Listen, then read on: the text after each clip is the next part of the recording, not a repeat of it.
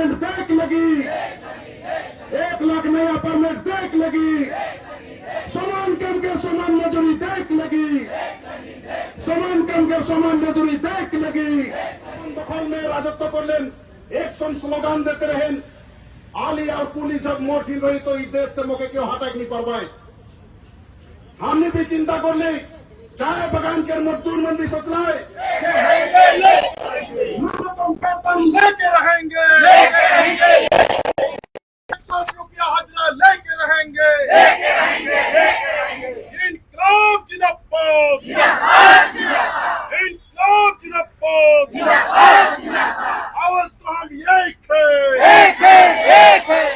सरकार के तरफ से हमने के जुलूम और एक तो कंपनी के तरफ से जुलूम और जे सब ट्रस्टी सब जे हमें निजे अपन खून पसीना से जे सब बना ली, वो ट्रस्टी सब भी हमने के साथ में गद्दारी करते हैं।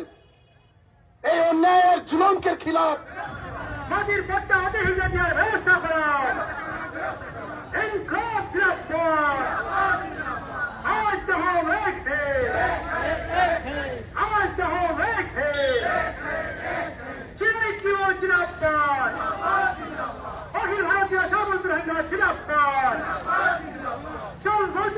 আমি আজি চাহ শ্ৰমিকৰ মহাবিক্ষোভ আৰু বিক্ষোভ চাহ শ্ৰমিকসকলে কৰাৰ মূল কথাটো হৈ গ'ল যে বিজেপি চৰকাৰে প্ৰতিশ্ৰুতি দিছিল তেওঁলোকে চাহ শ্ৰমিকৰ ন্যূনতম মজুৰি প্ৰদান কৰিব, চাহ শ্ৰমিকৰ ভেটি মাটিৰ পট্টা দিব, চাহ শ্ৰমিকৰ সুন্দৰ এটা সমাজ গঢ়িব, এই ধৰণৰ বিভিন্ন প্ৰতিশ্ৰুতি দিছিল। কিন্তু দেখা গ'ল যে আজিলৈকে এই প্ৰতিশ্ৰুতিসমূহ নহ'ল।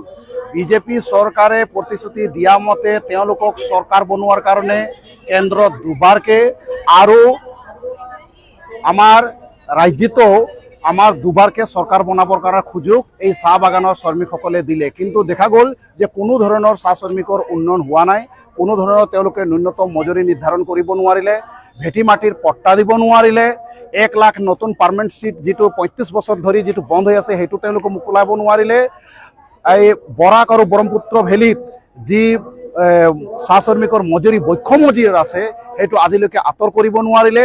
আৰু বিশেষকৈ তেওঁলোকে কৈছিলে, আজিৰ মুখ্যমন্ত্ৰী তেখেতেই কৈছিল যে আমি 100 দিনৰ ভিতৰত আমি চাহ মানে আদিবাসীসকলক জনজাতিকৰণ আমি দিম, কিন্তু আজিলৈকে একো নহ'ল। গতিকে এইকেইটা জ্বলন্ত আৰু একেবাৰে অতি প্ৰয়োজনীয় দাবী, এই দাবীক লৈখিনি আমি আজি আহিছিলোঁ, আমি বিক্ষোভ মহাবিক্ষোভ আমি কৰিছোঁ। আৰু এই সময়ত দেখা গ'ল যে 232 টকা মজুৰি পায় আমাৰ ব্ৰহ্মপুত্ৰ ভেলীত আৰু বৰাক ভেলীত 210 টকা। তেতিয়া স্বাভাৱিকতে এই সময়ত এটা জানিব লাগিব যে 232 টকাত তেওঁলোকৰ বিজেপিৰে যি MLA মন্ত্ৰী MP যিবিলাক আছে তেওঁলোকে এই 232 টকাত পৰিয়াল চলাব পাৰিবনে? এই মূল্য বৃদ্ধি বজাৰত আজি একদিনত, আগৰ জামানাত একদিনত চাহ শ্ৰমিকসকলে একদিন কাম কৰি 70 দশকত একদিনত কাম কৰি তেওঁলোকে 12 কিলো চাউল কিনাৰ ক্ষমতা আছিল। আজি তাৰিখত আজি একদিন পুৰা কাম কৰাৰ পিছতো তেওঁলোকে 12 কিলো চাউল কিনাৰ ক্ষমতা নাই। গতিকে স্বাভাৱিকতে এইটোৰ পৰা আমি বুজাই দিব বিচাৰি আছোঁ এই মন্ত্ৰী MLA মহোদয়সকলক, আপোনালোকে যিটো ভাবিছিলে চাহ বাগানৰ শ্ৰমিকক বুৰ্বক বুলি যিটো ভাবিছে সেইটো নাভাবিব। আপোনালোকে যিটো গাদ্দিৰ যিটো অহংকাৰ যিটো আছে সেইটো ভংগ কৰক, আপোনালোকে ভাল চিন্তা কৰক। এইবাৰ বিধানসভা যিটো অধিৱেশন বহিব ইয়াত এটা ভাল চিন্তা কৰক যাতে চাহ বাগানৰ শ্ৰমিকসকলক ন্যূনতম মজুৰি, ভেটি মাটিৰ পাট্টাৰ কথাটো, 1 লাখ নতুন পাৰ্মিট আৰু অস্থায়ী শ্ৰমিকসকলক আইন আছে, কানুন আছে, PF বোৰ্ড আছে আমাৰ নিজৰ, কিন্তু এই PF বোৰ্ডৰ পৰা অস্থায়ী শ্ৰমিকসকলক পেঞ্চন দিয়া নহয়, অস্থায়ী শ্ৰমিকসকলক মেটাৰনিটি বেনিফিট দিয়া নহয়। এই আইন আছে, আইন থকাৰ পিছতো কিয় এইটো প্ৰযোজ্য নহয়?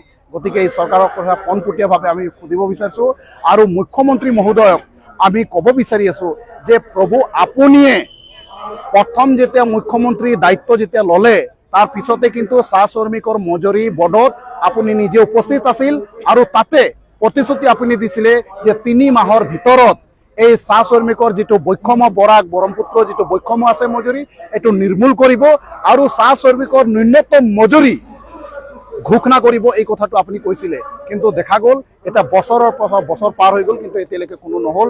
গতিকে এই মহাবিক্ষোভৰ জৰিয়তে এই সমস্যাখিনি সমাধান কৰাৰ কাৰণে আমি দাবী উত্থাপন কৰোঁ।